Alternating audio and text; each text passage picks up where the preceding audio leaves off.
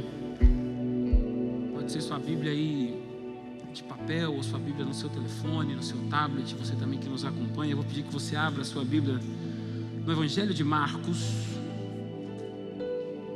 Evangelho de Marcos, capítulo 5.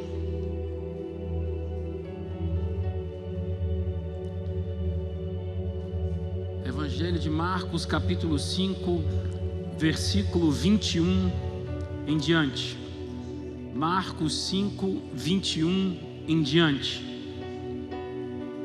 E a palavra de Deus, ela nos ensina e ela nos mostra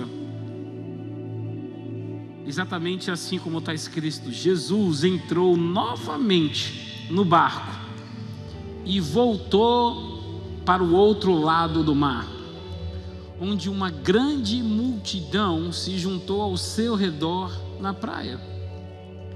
Então chegou um dos líderes da sinagoga local, chamado Jairo. Quando viu Jesus, prostrou-se aos seus pés e suplicou repetidas vezes: minha filhinha está morrendo, por favor, venha e ponha as mãos sobre ela, cure-a para que ela viva. Jesus foi com ele e todo o povo o seguiu, apertando-se ao seu redor. No meio daquela multidão estava uma mulher que havia 12 anos sofria de hemorragia.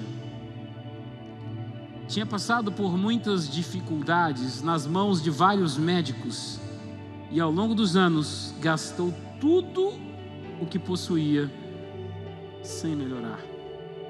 Na verdade, havia piorado.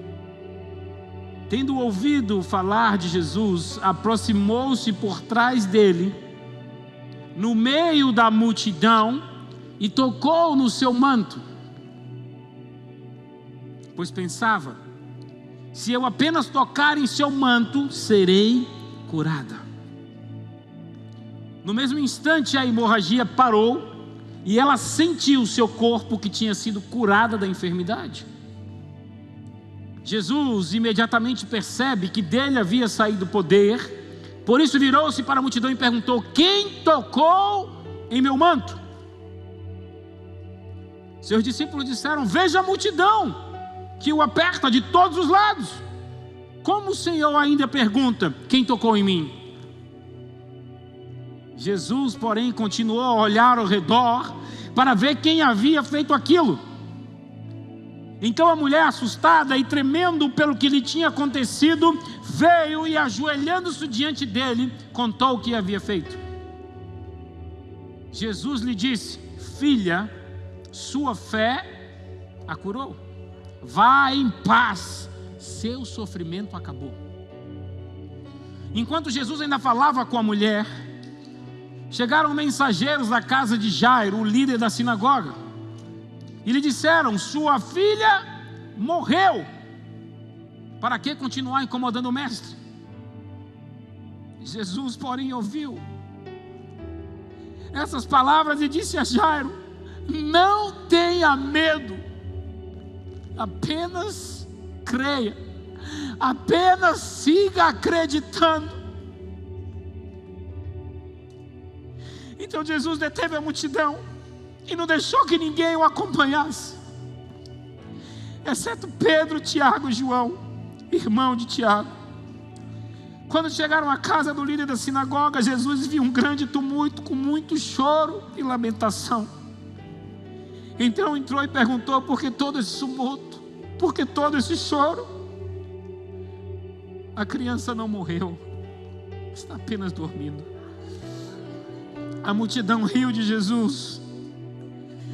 Ele, porém, fez todos saírem e levantou e levou o pai e a mãe da menina e os 3 discípulos para o quarto onde ela estava deitada.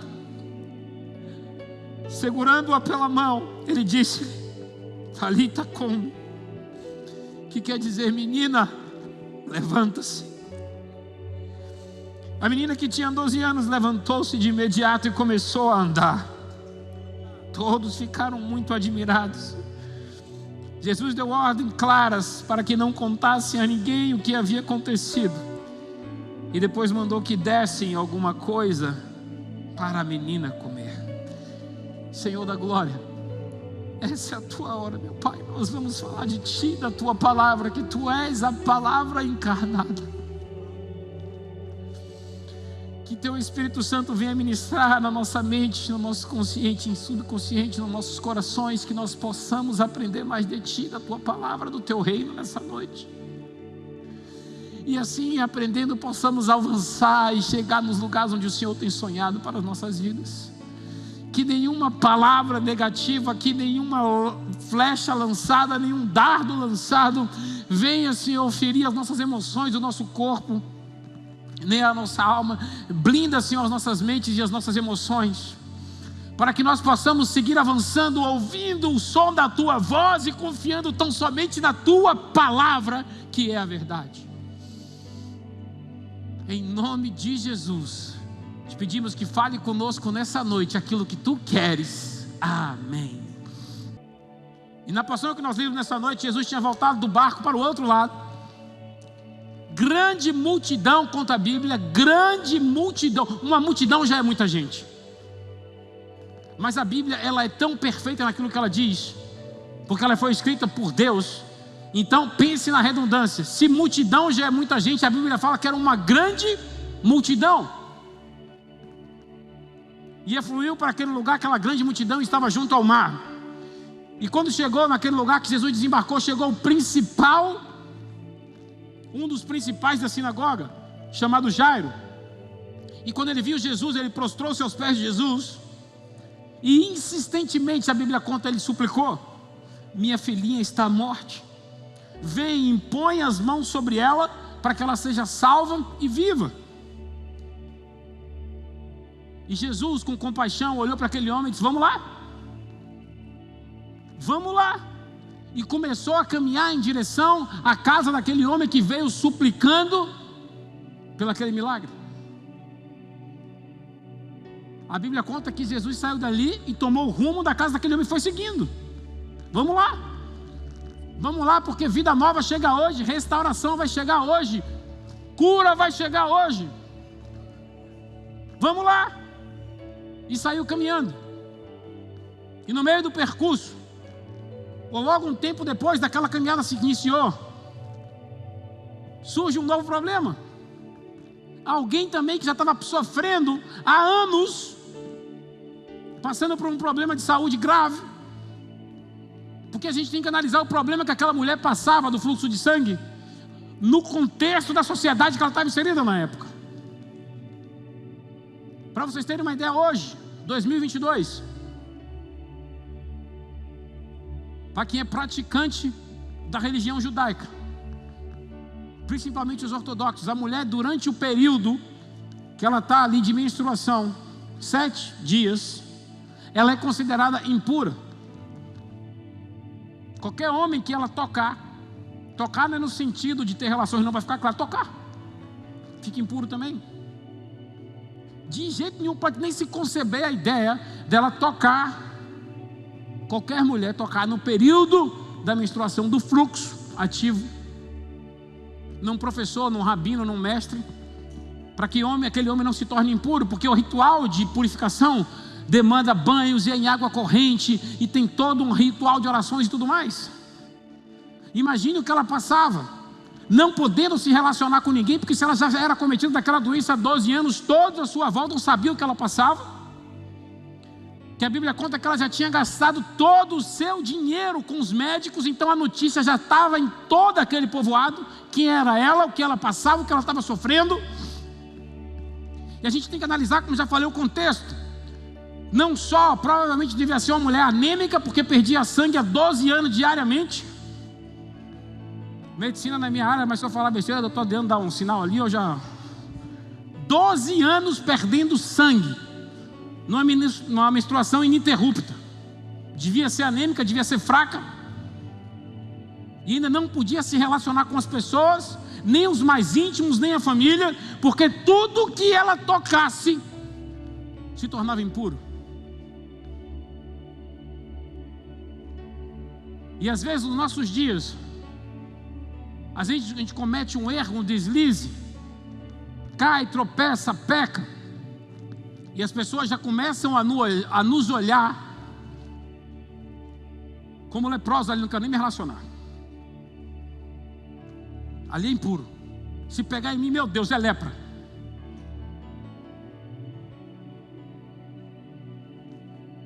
E às vezes a gente quer se colocar acima do bem e do mal, acima das pessoas. E uma das coisas que eu aprendi com Jesus, quando Ele fala que Ele é a água da vida. A gente mora numa cidade litorânea. Quando a gente fala que Jesus é a água da vida, a gente só se toca, ou a gente só pensa na água, em algo que vai nos matar nossa sede e vai nos encher de alguma forma. Mas como eu já disse, a gente mora numa cidade litorânea, a gente tem mar. Você chega no mar e você tem a pessoa mais pobre da sociedade, tem direito a entrar no mar. E você tem um bilionário que está na revista Forbes, porque a água nivela. Em Jesus todo mundo é igual, meu irmão. Porque quando a gente está na água da vida, a gente está nivelado por Ele, que Ele sim é grande. Então já vai segurando isso nessa noite. Ah, porque eu não sei, o Senhor merece. Você está na água da vida, você está nivelado por cima. E a Bíblia nos ensina que Ele não faz acepção de pessoas. Não era isso que eu queria falar não, mas eu senti de falar, então falei. E ela sofria por 12 anos daquela hemorragia, daquele fluxo de sangue. E ela precisava de um milagre, ela precisava de novidade de vida. E ela foi lá, ela falou, eu vou arriscar tudo, eu vou contra aqui o que a sociedade está dizendo aqui no meu tempo, que eu não posso tocar, porque Jesus era um professor, um mestre, um rabino também. Ela falou, mas eu não vou tocar nele, talvez por temor, porque ela conhecia também da lei judaica. E quando a gente lê na tradução em português, fala que ela quis tocar no manto, mas não foi nem isso que ela fez.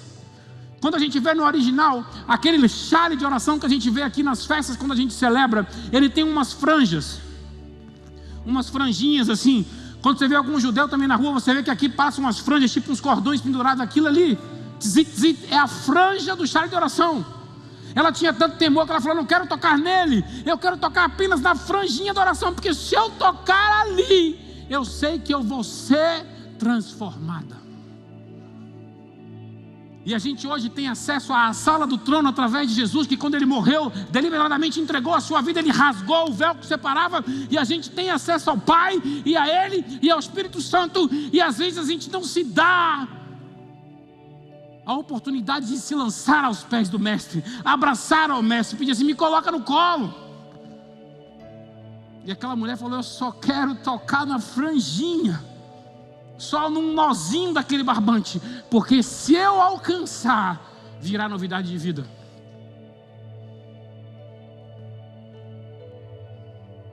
A multidão apertando, todo mundo empurrando, todo mundo tocando em Jesus. Uma coisa é você tocar em alguém, uma coisa é você tocar no coração de alguém. Porque uma coisa depende muito das intenções que você tem no coração para delimitar e deliberar o toque que você vai ter. Todo mundo estava tocando, apertando, empurrando Jesus, mas só o toque dela fez Jesus parar. Jesus estava ali, ó, casa de Jairo, trazer restauração, trazer saúde. A filha de Jairo que me pediu, clamou, suplicou de joelhos, e eu disse, vou lá. E Jesus estava indo numa missão. Mas Deus, quando Ele está indo numa missão, Jesus, quando está numa missão, Ele não resiste a um toque de um coração contrito. E o toque daquela mulher fez Jesus parar na caminhada dele em direção àquele propósito que ele estava indo.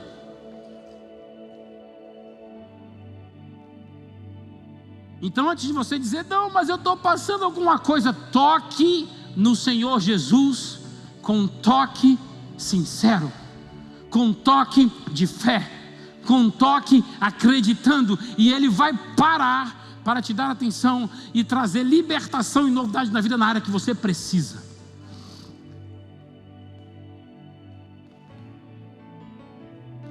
Eu imagino a aflição que ela tinha vivido aqueles anos todos, mas eu imagino a aflição de Jairo, onde como um pai sabia que cada minuto era importante na restauração da saúde da filha. Mas mesmo assim ele não ficou lá, Jesus, vamos, já está bom. Seguiu crendo. E a gente tem promessas de Deus para a nossa vida.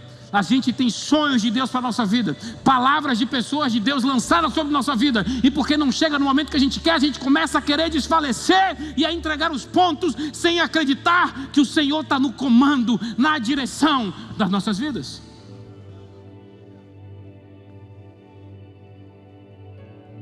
E quando Jesus sentiu que ela tocou e dele saiu virtude, dele saiu poder, ele parou tudo e começou a perguntar à multidão: quem me tocou? Quem me tocou? E os discípulos: Senhor, está todo mundo lhe empurrando, é uma grande multidão.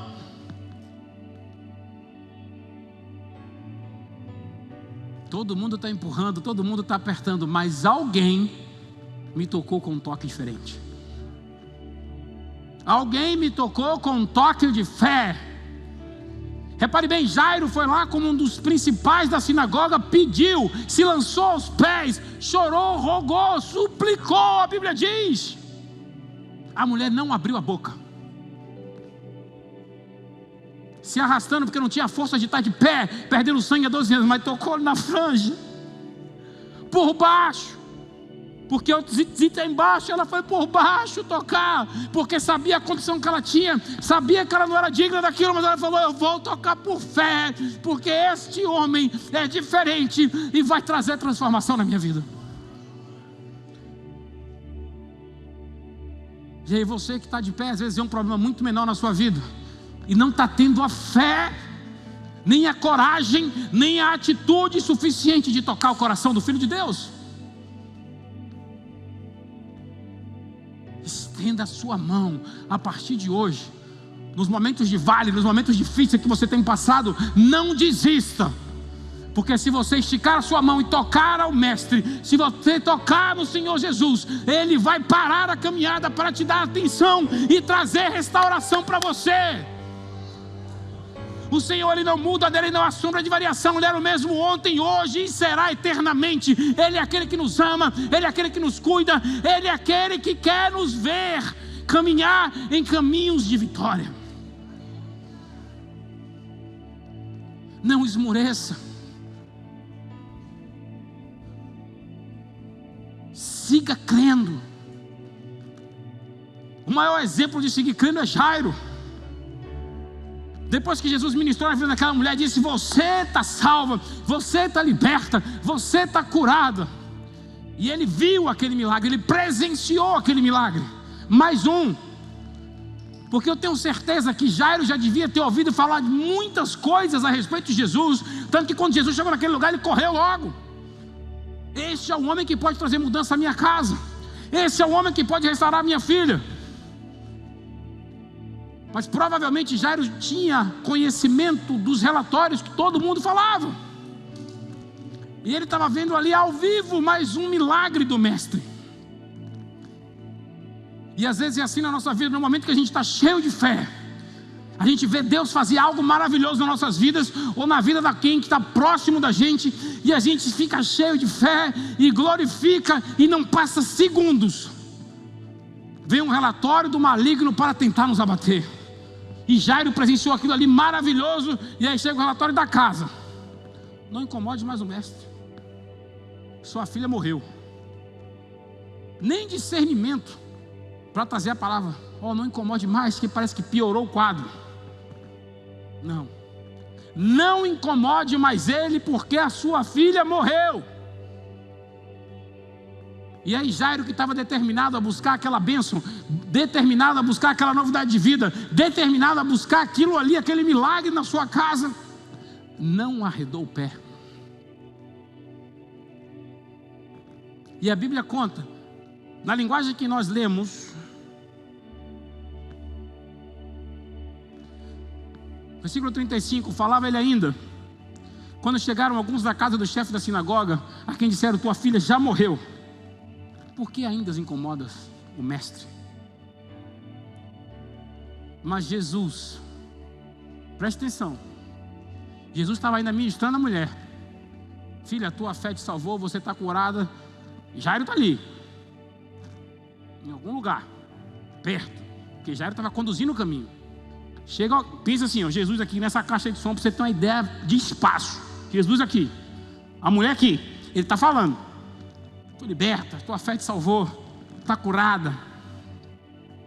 Provavelmente Jairo aqui dando espaço para a mulher. Chega alguém aqui, sempre tem um emissário do cão, Zé. Não incomode mais o mestre. Um milagre daquele, imagine o nível, o volume de som que aquele povo estava fazendo. Bendito é o que vem em nome do Senhor. Pá, pá, pá. Milagre daquele. Aí chega alguém aqui, ó, não incomode mais. E Jesus daqui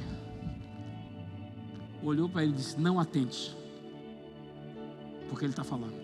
Ele está ministrando aqui, mas ele está olhando para você também. Ele está ministrando aqui e ele está te vendo. Ele está ministrando lá e ele está te vendo. Independente de onde você esteja, Jesus está te vendo, está te acompanhando, porque a Bíblia garante que ele é onipresente. Ah, será que Deus está me vendo? Está te vendo. Será que ele está vendo as minhas lágrimas? Ele está colhendo. Ele está atento ao que você está passando. Ele está atento à boca daqueles que estão falando algo sobre você. Ele está atento aos lábios daquele que tem se levantado sobre você, sobre os teus sonhos, sobre o teu ministério, sobre a tua família, sobre os teus negócios. Ele está ouvindo.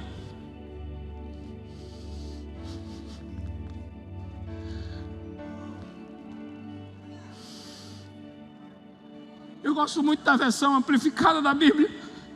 Na versão amplificada, esse versículo 36 diz assim: ele escutando, mas ignorando o que eles falavam. Ele escutando, mas ignorando o que eles falavam. Jesus virou-se para o chefe da sinagoga: não fique alarmado, não se aterrorize, apenas continue acreditando. A gente já caminhou até aqui. Você foi chorar os meus pés no barco, na praia. A gente já caminhou da praia até o meio do vilarejo. Ei, a novidade de vida vai chegar. Ei, o milagre vai chegar. Não dê ouvidos a ele, só mantenha os seus olhos fixos em mim. Siga acreditando. Senhor, mas o milagre não aconteceu ainda. Senhor, está doendo. Senhor, eu acho que eu não consigo mais. Senhor, eu acho que eu quero desistir. Senhor, eu não consigo mais pagar esse preço. Siga acreditando. Não desista, porque ele não desistiu de você. Ele pagou o preço, e o preço de cruz. Ele pagou o preço e o preço de sangue. Porque nós temos valor para o Senhor.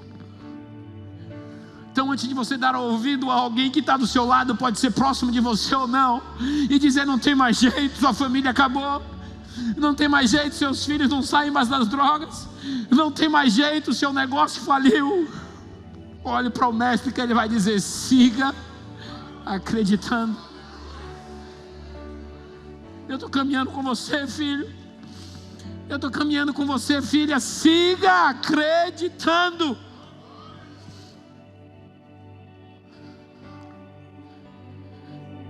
O que a gente pode aprender com esse ensinamento tão precioso do nosso Senhor Jesus é que, por mais adversa que seja a situação, nós temos que seguir confiantes. Nós temos que seguir acreditando. Por mais que os relatórios que cheguem não sejam os melhores, por mais que os relatórios que cheguem sejam os piores, por mais que os relatórios que cheguem não sejam encorajadores, nós temos que seguir acreditando. Uma outra grande lição que nós podemos aprender com essa passagem é a perseverança. Jairo permaneceu firme e perseverante ao lado do mestre. Mesmo quando tudo dizia o contrário, ele seguiu firme. Muitas vezes nas nossas vidas precisamos perseverar um pouco mais, por alguns metros a mais, para que o milagre se cumpra. Alguns metros a mais, para que o milagre se cumpra. Você já chegou até aqui, não desista hoje. Deus não te fez para você desistir. Deus não te fez para você deixar as coisas pelo caminho. Ah, bispo, mas está pesado. A carga está pesada, o fardo está pesado. O Senhor Jesus, Ele disse que era para nós trocarmos os nossos fardos com Ele, que o fardo dele é leve e o jugo suave. Se você chegou até aqui, caminhe poucos metros a mais, o milagre está chegando. Não desista, não desista, o milagre vai se cumprir. Deus tinha promessas na vida de José. E José acreditou naquelas promessas e nutriu aquelas promessas dentro do coração dele. Mas José, ele foi traído. José, ele foi jogado numa cisterna seca. Ele foi vendido. Ele foi escravizado. Ele foi acusado falsamente. Ele foi preso. Ele foi esquecido. Ele foi humilhado. Mas ele se tornou o primeiro-ministro do Egito. Porque Deus tinha promessa para a vida de José. Deus, ele não quebra os princípios. Deus, ele não quebra os processos. E Deus jamais quebra a promessa. Mas como eu tenho dito, para viver a promessa tem que passar pelos processos. Você está chegando no momento do seu milagre. Sabe, Jesus está caminhando com você lado a lado. Por mais que a situação esteja difícil, complicou um pouco mais, está um pouco mais difícil, chegou o relatório final de algo que já não deu certo, que tudo deu errado. Ele está dizendo: ei, continue acreditando, siga crendo. A Bíblia, ela não nos diz que nenhuma arma seria forjada contra nós. Ela não diz isso. Nenhuma arma vai ser forjada contra o meu povo. Ela não diz isso em nenhum momento. Ela diz que toda arma forjada contra nós não prosperará. Então os nossos inimigos podem criar armas, os nossos inimigos podem criar situações, os nossos inimigos podem criar laços, os nossos inimigos podem criar dificuldades, os nossos inimigos podem criar calúnias, os nossos inimigos podem criar o dia mau e o dia ruim, mas nada disso vai prosperar sobre a vida daqueles com quem o Senhor tem uma aliança. Não prosperará nenhuma arma forjada contra nós. Temos que saber que a nossa fé, às vezes, nos leva a pedir por algo menor, ou por algo que o nosso ou as nossas forças têm capacidade de clamar e pedir, mas o que Deus tem é maior. A fé de Jairo, de um pai amoroso, o máximo que ele conseguia pedir era uma restauração para a vida da filha, mas o que Deus tinha para ele naquele dia era o milagre da ressurreição.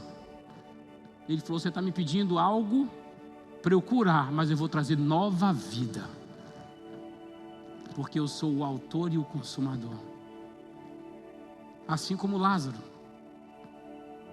que as irmãs choraram e mandaram um recado: vem Jesus, vem, ele está para morrer. O que ele tinha para aquela família também não era um milagre de cura, era um milagre de vida nova. Então, se você acha que o que você tem ainda tem salvação, ainda tem restauração, e você está clamando às vezes o que algo Deus tem para você muito maior do que aquilo que você tem a capacidade de pensar, mas eu te garanto que vai chegar para você ou a restauração ou a vida nova. Mas ele não morreu à toa, ele não deu a vida sem sentido.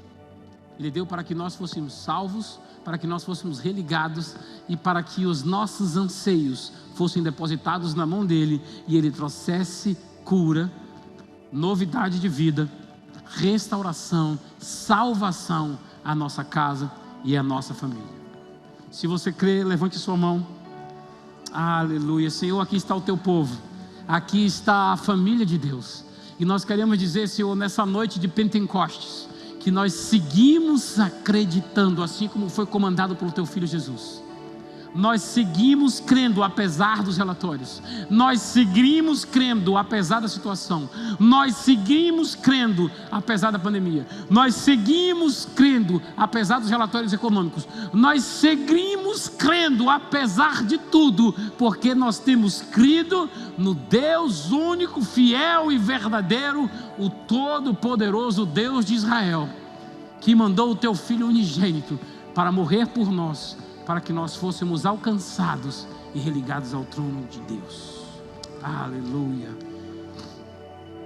Eu tenho certeza que hoje chegou restauração à sua casa, à sua família. Hoje chegou vida nova à sua casa e à sua família. Não tenha medo. Sabe, a Bíblia diz: não temas, pelo menos uma vez para cada dia do ano. Então eu não sei o que é que você tem vivido hoje, mas o que eu tenho para dizer a você é: siga acreditando, assim como Jesus falou a Jairo, e não temas. Não temas, siga acreditando. Como falei, nós passamos do Pêssar, contamos 7 semanas, e contamos os dias na contagem do homem. Algo que a vovó foi lá em casa e ministrou para mim e para a Tati, a pastora Ondina, que orou aqui por Israel, pelo Brasil. Há 7 semanas, ela esteve lá em casa e falou: meus filhos, esse ano vocês vão fazer a contagem do homem. E nós, amém, vovó, nós vamos fazer. Ela falou: faça de coração aberto, não peça nada, mas você vai ver o que Deus vai fazer depois desse período da contagem de homem, de algo que vocês não esperam e vai começar a acontecer. E ela falou que isso era depois. E a contagem do homem se encerrou ontem, ao pôr do sol. E se a gente for ver o que a gente já viveu nessas 7 semanas, de algo que a gente não esperava hoje, mais uma vez no Pentecoste, eu recebi uma ligação hoje e eu falei a Tati assim: como? Eu não estou esperando isso. As palavras e as promessas, elas se cumprem. Elas se cumprem. Depois das 7 semanas, o povo judeu acredita, depois dos 49 dias contados, das 7 semanas da contagem do homem, eles acreditam que finalmente se chega o dia da outorga da Torá, ou Shavuot. Outra explicação é que em hebraico Shivua significa um juramento, e no plural 2 juramentos é Shavuot. E aqui no Monte Sinai nós tivemos 2 juramentos sagrados. O primeiro, Deus prometeu não trocar a nação de Israel por nenhuma outra. E o segundo, um juramento importante, é que nós também prometemos seguir a lei.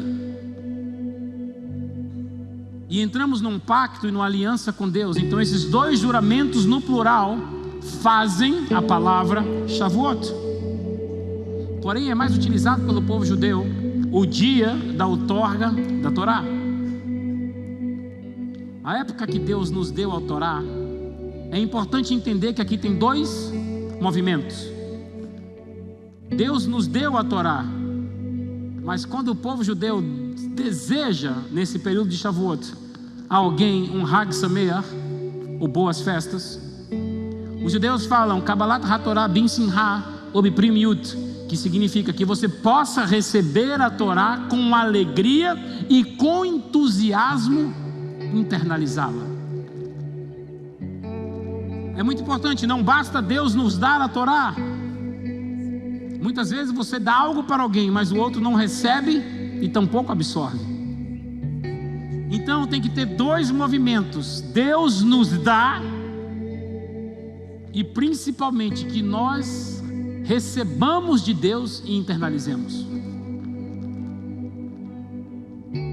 O povo judeu acredita O Shavuot é tão simplesmente a outorga da Torá, que já é algo maravilhoso, a palavra de Deus. E no livro de João ele fala que Jesus é a palavra encarnada. Ele é a palavra encarnada. Então o que Deus está oferecendo é o Filho dele. E o que cabe a nós é aceitar e internalizar. Eu vou pedir para que a igreja se coloque de pé. E eu quero que você entenda nessa noite de Shavuot, de Pentecostes. Começamos o Pentecostes ontem. Falei, vai ser hoje e até amanhã no final do dia. É muito importante, não basta somente Deus dar. Muitas vezes a gente dá algo para alguém, mas o outro não recebe, o outro não absorve.